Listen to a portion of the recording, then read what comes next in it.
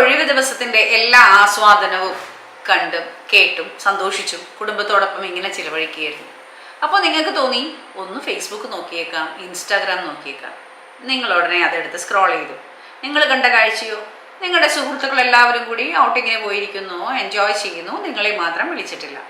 നിങ്ങൾക്ക് പെട്ടെന്ന് നിങ്ങളുടെ മനസ്സിൽ നിരാശ തോന്നുന്നു. ഒരു ഫോം എഫക്റ്റ്.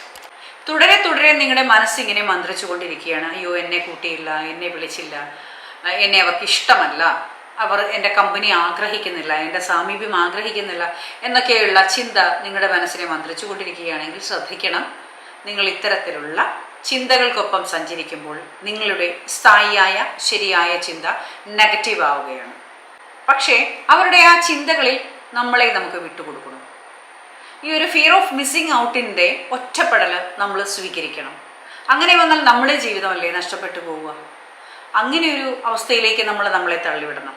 വേണ്ട എന്നുള്ളത് തന്നെയാണ് നമ്മൾ അവിടെ എടുക്കേണ്ട തീരുമാനം. നമുക്ക് പ്രയോറിറ്റി ഇല്ലാത്തടത്ത്, നമ്മളെ ആവശ്യമില്ലാത്തടത്ത് വെറുതെ ഇടിച്ചു കയറി നമ്മൾ എന്തിനാണ് നമ്മുടെ വാല്യൂ കളയുന്നത്? ഇങ്ങനെ മാറ്റി നിർത്തുന്ന സാഹചര്യം ഉണ്ടാകുമ്പോൾ നമുക്ക് കുറച്ച് ടിപ്സുകൾ ഒന്ന് പ്രയോഗിച്ചു നോക്കാം. നമ്മുടെ കഴിവിൽ നമ്മൾ വളരെയധികം കോൺഫിഡൻ്റ് ആവുക, പോസിറ്റീവായി ചിന്തിക്കുന്ന സംസാരിക്കുന്ന വ്യക്തിത്വങ്ങളായിട്ട് ഇടപെടുക, ഇന്നലെകളുടെ അനുഭവം കൊണ്ട് ഇന്നിൻ്റെ സക്സസ് ആസ്വദിച്ചറിയാം. Thank you.